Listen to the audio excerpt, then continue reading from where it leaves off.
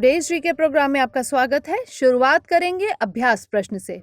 भारतीय मौसम विज्ञान सोसाइटी यानी IMS द्वारा किसके सहयोग से ट्रॉपिकल मीटियोरोलॉजी यानी ट्रॉपमेट 2020 पर 4 दिवसीय वर्चुअल सिंपोजियम का आयोजन किया जा रहा है? NITI Aayog, north eastern space application centre, ISRO या फिर DRDO? इसका सही जवाब है option B, north eastern space application centre. भारतीय मौसम विज्ञान सोसाइटी द्वारा north eastern space application centre के सहयोग से ट्रॉपिकल मीटियोरोलॉजी पर 4 दिवसीय वर्चुअल सिंपोजियम का आयोजन किया जा रहा है। यह आयोजन 14 से 17 दिसंबर 2020 के दौरान NESAC शिलोंग में किया जा रहा है। इस सिंपोजियम की theme weather and climate services over mountainous regions रखी गई है। इस कार्यक्रम में पर्वतीय क्षेत्रों में रहने वाली आबादी के सामने आने वाली समस्याओं के समाधान के लिए उन्नत तकनीक के इस्तेमाल और युवा पीढ़ी की इस क्षेत्र में अधिक भागीदारी पर जोर दिया गया है। तो इस तरह इस प्रश्न का सही जवाब है ऑप्शन बी। हमारे वीडियो अंग्रेजी में देखने के लिए फॉलो करें हमारा ही दूसरा YouTube चैनल दृष्टि IAS इंग्लिश। शुरुआत करते हैं आज के सेशन की। आज का पहला प्रश्न है, हाल ही में किस राज्य ने अम्मा मिनी क्लिनिक लॉन्च किया है? केरल, कर्नाटक, तमिलनाडु या फिर आंध्र प्रदेश? इसका सही जवाब है ऑप्शन सी, तमिलनाडु। तमिलनाडु के मुख्यमंत्री के पलानीस्वामी ने हाल ही में तमिलनाडु में 2000 अम्मा मिनी क्लिनिक का उद्घाटन किया है। क्लिनिक का नाम तमिलनाडु की दिवंगत मुख्यमंत्री जयललिता के प्रसिद्ध नाम अम्मा पर रखा गया है।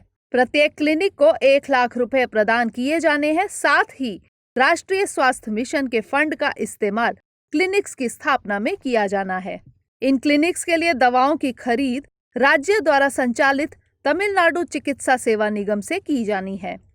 ये क्लिनिक्स गरीबों को प्राथमिक और स्वास्थ्य सेवा प्रदान करने के लिए ग्रामीण और शहरी दोनों क्षेत्रों में स्थापित किए जाएंगे। तो इस तरह इस प्रश्न का सही जवाब है ऑप्शन सी। अगला प्रश्न है, संयुक्त राज्य अमेरिका ने हाल ही में काटसा अधिनियम के तहत किस देश पर प्रतिबंध लगाए हैं? जापान, ईरान, इराक या फिर तुर्की? इसका सही जवाब है ऑप्शन डी, तुर्की। संयुक्त राज्य अमेरिका ने हाल ही में काटसा अधिनियम के तहत तुर्की पर प्रतिबंध लगाए हैं।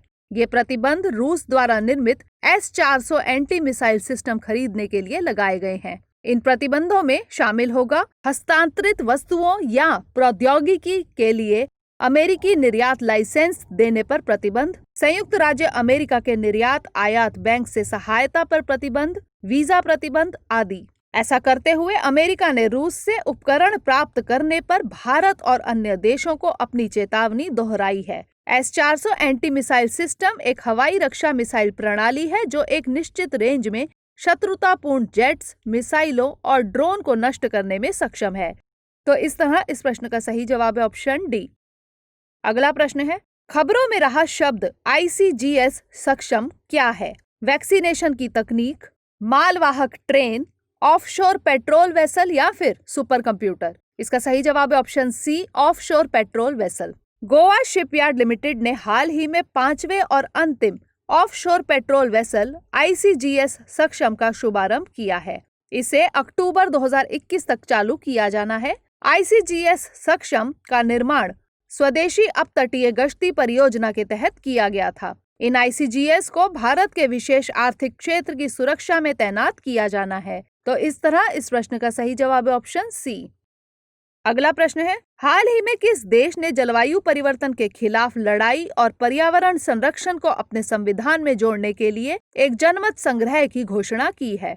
जापान, संयुक्त राज्य अमेरिका, फ्रांस या फिर जर्मनी? इसका सही जवाब है ऑप्शन सी, फ्रांस। फ्रांसीसी राष्ट्रपति इमैनुअल मैक्रोन ने जलवायु परिवर्तन के खिलाफ लड़ाई और पर्यावरण संरक्षण को अपने संविधान में जोड़ने के लिए एक जनमत संग्रह की घोषणा की है। उन्होंने कहा, जलवायु संबंधी मुद्दों को संविधान में लाने के लिए संसदीय वोट और फिर एक जनमत संग्रह की आवश्यकता है। फ्रांस अपने राष्ट्रीय लक्ष्यों को याद करके यह कदम उठा रहा है जिन्हें 2015 के पेरिस समझौते के तहत निर्धारित किया गया था। तो इस तरह इस प्रश्न का सही जवाब है ऑप्शन सी। अगला प्रश्न है, डाक विभाग यानी DOP ने किसके साथ मिलकर एक नए डिजिटल भुगतान ऐप डाक पे का अनावरण किया है? नीति आयोग, इसरो, पेटीएम या फिर इंडिया पोस्ट पेमेंट्स बैंक? इसका सही जवाब है option D, India post payments bank. डाक विभाग और इंडिया पोस्ट पेमेंट्स बैंक ने एक नए डिजिटल भुगतान ऐप डाक पे का अनावरण किया है। ऐप को पूरे भारत में अंतिम छोर तक डिजिटल वित्तीय समावेश प्रदान करने के लिए चल रहे प्रयासों के हिस्से के रूप में लॉन्च किया गया है। इसका उद्देश्य समाज के विभिन्न वर्गों की वित्तीय जरूरतों को पूरा करना है। डाक पे पूरी तरह से भारतीय ऐप है जिसे प्रत्येक भारतीय की वित्तीय जरूरतों को पूरा करने के लिए तैयार किया गया है। इंडिया पोस्ट पेमेंट्स बैंक को संचार मंत्रालय के डाक विभाग के तहत स्थापित किया गया था। इसमें भारत सरकार की 100% हिस्सेदारी है। IPPB को प्रधानमंत्री श्री नरेंद्र मोदी ने 1 सितंबर 2018 को लॉन्च किया था। तो इस तरह इस प्रश्न का सही जवाब है ऑप्शन डी।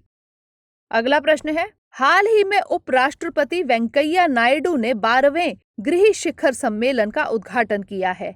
गृह किससे संबंधित है? कोविड वैक्सीन, रोबोटिक्स, टेलीकम्युनिकेशन या फिर हरित भवन? इसका सही जवाब है ऑप्शन डी, हरित भवन।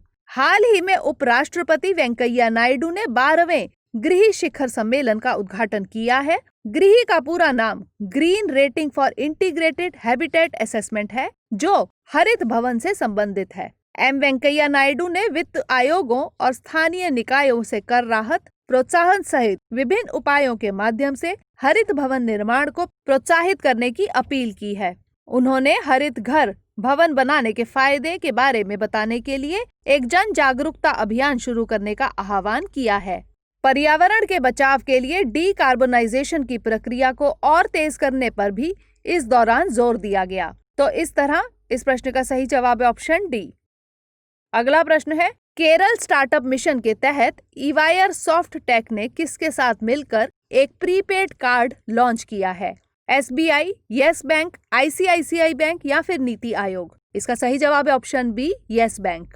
केरल स्टार्टअप मिशन के तहत ईवायर सॉफ्ट टेक ने येस बैंक के साथ मिलकर एक प्रीपेड कार्ड लॉन्च किया है। यह अगली पीढ़ी के भुगतान प्लेटफॉर्म प्रदाता की ऑल इंडिया प्रेजेंस को सक्षम करेगा। सह branded digital banking mobile application सार्वजनिक और कॉरपोरेट हाउसेस को अपने चैनल भागीदारों के माध्यम से ऋण, बीमा, CASA खाते में मदद करेगा। इस कार्ड को 28 राज्यों और 8 केंद्र शासित प्रदेशों में येस बैंक की शाखाओं के माध्यम से पेश किया जाएगा। तो इस तरह इस प्रश्न का सही जवाब है ऑप्शन बी। अगला प्रश्न है, प्रधानमंत्री ने राष्ट्रीय युद्ध स्मारक में स्वर्णिम विजय मशाल को रोशन किया। ये किन दो देशों के मध्य युद्ध की 50वीं वर्षगांठ पर किया गया? जापान अमेरिका, चीन जापान, भारत पाकिस्तान या फिर भारत बांग्लादेश? इसका सही जवाब है ऑप्शन सी, भारत पाकिस्तान। भारत पाकिस्तान के मध्य युद्ध की 50वीं वर्षगांठ के मौके पर प्रधानमंत्री ने राष्ट्रीय युद्ध स्मारक में स्वर्णिम विजय मशाल को रोशन किया। प्रधानमंत्री द्वारा इस अवसर पर NWM की शाश्वत लौ से स्वर्णिम विजय मशाल को प्रकाशित किया गया।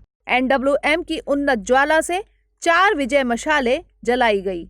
इन मशालों को देश के विभिन्न हिस्सों में ले जाया जाएगा, जिसमें 1971 युद्ध के परमवीर चक्र और महावीर चक्र पुरस्कार विजेता के गांव शामिल हैं। 1971 में पाकिस्तान को बांग्लादेश से आजाद कराने में भारत की विजय को चिन्हित करने के लिए हर साल 16 दिसंबर को विजय दिवस मनाया जाता है। तो इस तरह इस प्रश्न का सही जवाब है ऑप्शन सी।